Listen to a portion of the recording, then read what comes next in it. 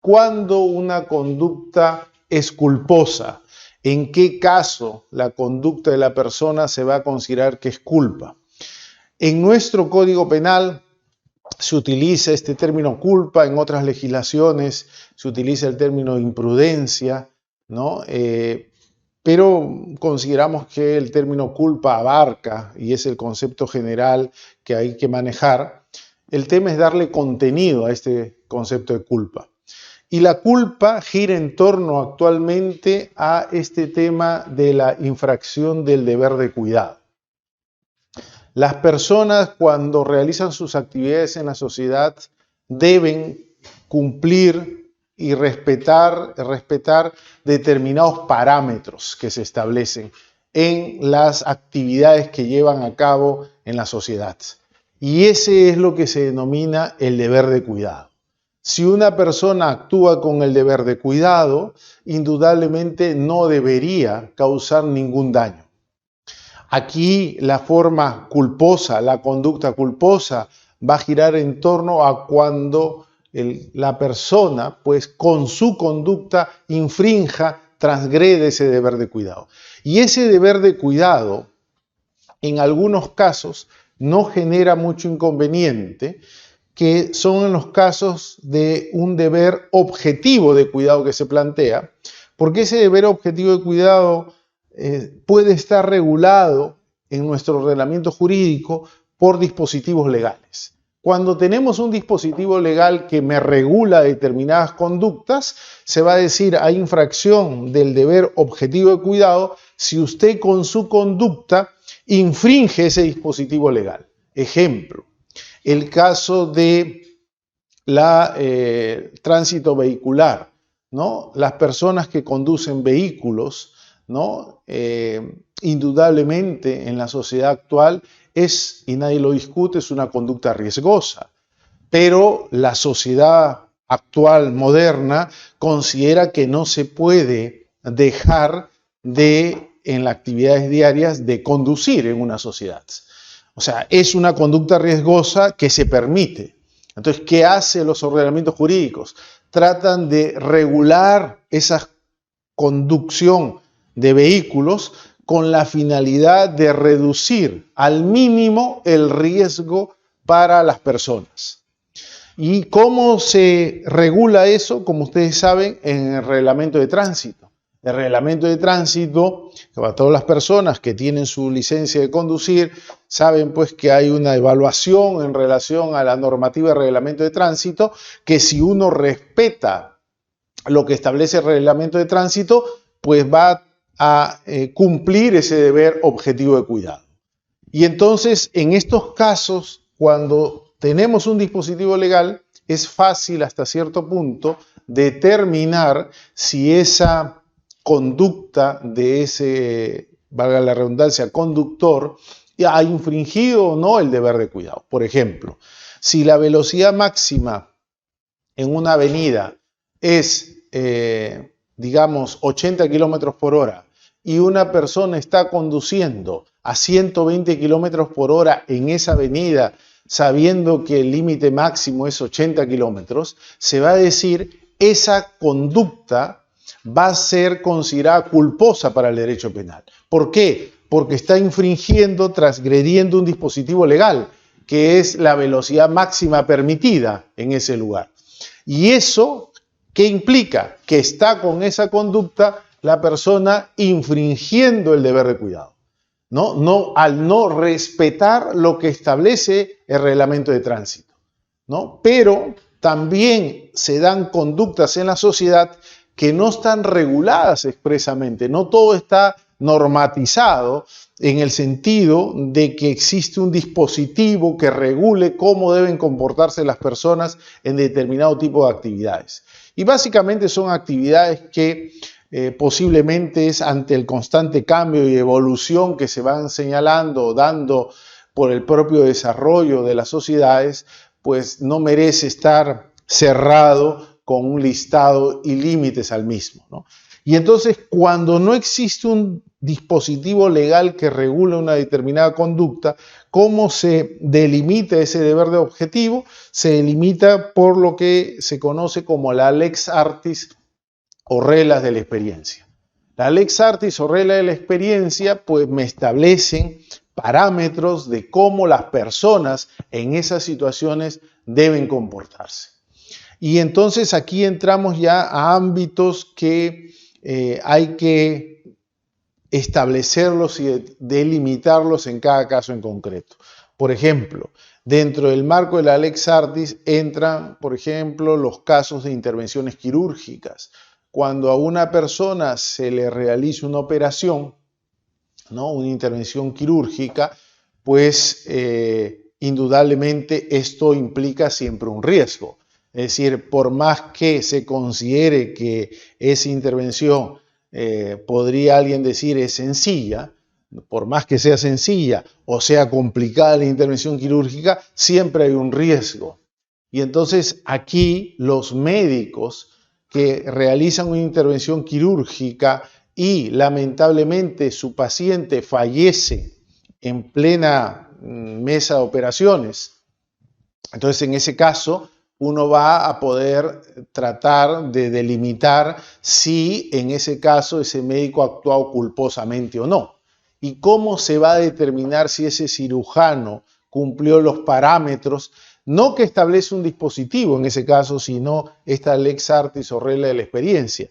Eso se va a determinar concretamente en la práctica, pues recurriendo nuestros operadores judiciales, por ejemplo, a informes periciales. Se saca copia de la historia clínica de esa persona que ha fallecido lamentablemente en la intervención, por ejemplo, se remite al Colegio Médico del Perú y se le pide una opinión que los especialistas, que se nombre un grupo de especialistas en esa materia y establezcan si ese cirujano actuó dentro de los parámetros que se establece para ese tipo de operaciones. Y entonces en ese caso, ese parámetro está establecido por la regla de la experiencia, ¿no? Y en ese documento, pues se va a dar una opinión si se considera que ese cirujano, que lamentablemente su paciente falleció en la intervención quirúrgica, pues actuó dentro de la lex artis o regla de la experiencia. Si es así, si actuó dentro de esos parámetros, se va a decir no ha infringido el deber objetivo de cuidado y por ende desde ese punto de vista no responde. Si ese informe llega a la conclusión de que efectivamente ese cirujano incumplió lo que se requería en ese tipo de intervenciones quirúrgicas, pues se va a decir si ha infringido un deber objetivo de cuidado y por tanto esa conducta es culposa. Esto indudablemente también, y ustedes deben saberlo, pues no hay en derecho penal una prueba tasada. Este informe que presentaría el Colegio Médico del Perú, o los miembros de esta comisión, pues indudablemente en un proceso penal puede ser discutido con una prueba de parte que presente la persona que está siendo investigada, que puede opinar de manera distinta a esta comisión y ahí se entrará pues a una valoración posterior del juzgador que al final determinará si él considera, según su criterio de conciencia, que se ha actuado dentro de los parámetros que establece la lex artis o la regla de la experiencia. Esta parte del deber objetivo de cuidado, digamos, en la práctica es el fundamental para establecer si se ha infringido el deber de cuidado o no. Y esto es lo que la mayoría de nuestros jueces manejan para determinar la infracción del deber de cuidado. Pero también la doctrina, y eso no lo ha trabajado mucho nuestra jurisprudencia, también se entra a analizar un deber subjetivo de cuidado. Y este deber subjetivo de cuidado también es criticado por la doctrina penal en algunos casos. ¿A qué hace referencia este deber subjetivo de cuidado? Que hay que analizar la capacidad individual de la persona, es decir, sus conocimientos particulares de esa persona que le han llevado a realizar esos actos. Y entonces, ¿Qué analizo en este deber subjetivo de cuidado en relación a esa capacidad individual de la persona a la cual se va a analizar si ha actuado dentro de los parámetros que establece el deber de cuidado, en este caso subjetivo? Si es que esta persona tenía conocimientos especiales en la determinada situación que se ha dado, para establecer si ha respetado el deber subjetivo de cuidado. Por ejemplo, un caso donde quedaría supuesto claramente lo que estamos haciendo referencia. Un cirujano que opera a su paciente, que ya le viene tratando desde hace, digamos, 10 años, que ya lo ha operado un par de veces en esos 10 años, que ya conoce toda la historia clínica porque es su paciente durante todo ese lapso de tiempo. Ese médico, si vuelve a operar a su paciente, tiene un conocimiento particular distinto a otro cirujano, porque tiene información, pues, de cómo ha ido evolucionando su paciente y por qué y qué debe hacer en una intervención quirúrgica.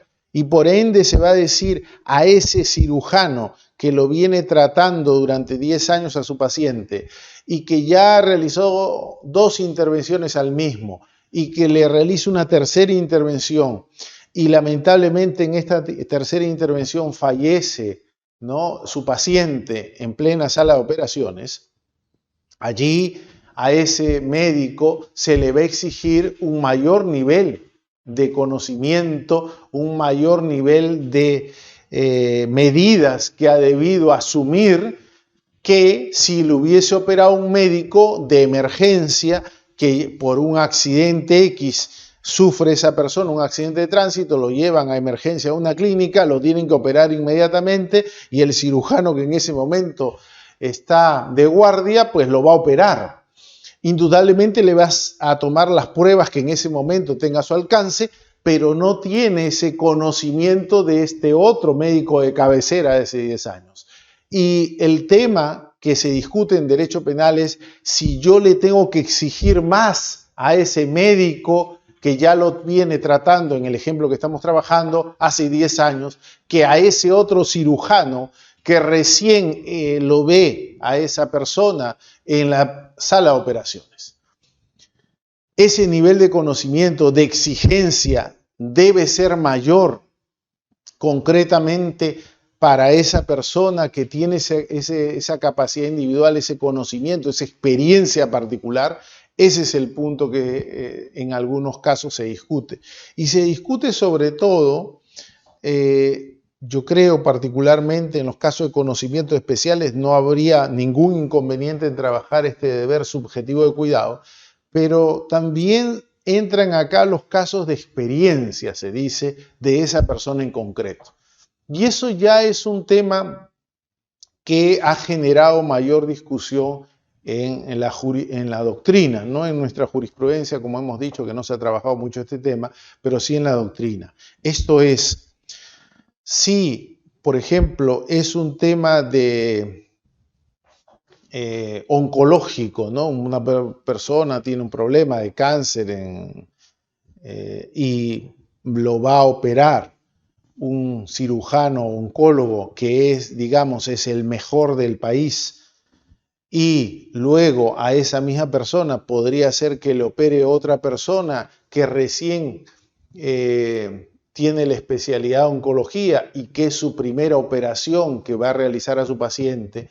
La pregunta que uno se hace es, ¿debo exigirle a esa persona que es el mejor en el país, reconocido por sus colegas como el especialista en ese tipo de operaciones oncológicas, le debo exigir más que a ese otro cirujano que también tiene la especialidad en oncología, pero es su primera intervención que lleva a cabo?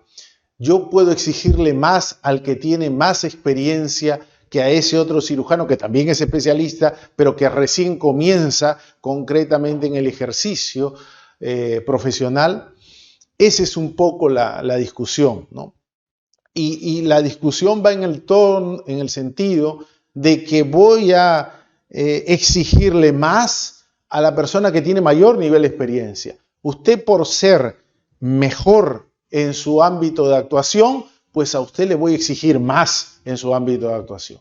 No le voy a exigir a usted, que es el mejor médico, pues una intervención con los parámetros normales o promedios de un cirujano oncólogo. Usted, como es el top, usted más le voy a exigir. Y si usted no ha superado a este médico promedio, pues le puedo decir que usted con su conducta está infringiendo su deber subjetivo de cuidado.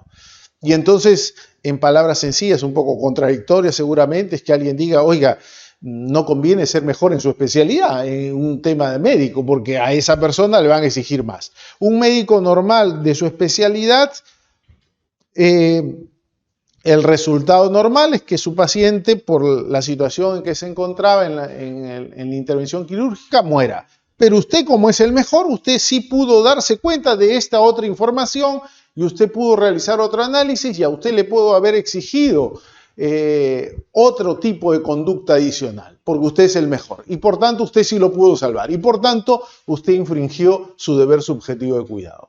Y en ese sentido, pues generaríamos una responsabilidad penal por niveles de experiencia. Esa es un poco la discusión que hay en este ámbito del deber subjetivo de cuidado.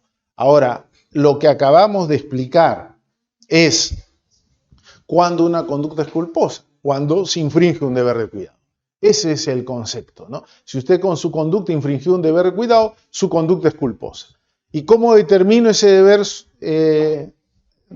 infracción del deber de cuidado? Lo determino analizando el deber objetivo de cuidado, como hemos dicho, ya sea con dispositivos legales o lex artis, y el deber subjetivo de cuidado, es decir, la capacidad individual. Con eso determino si esa conducta concretamente es culposa.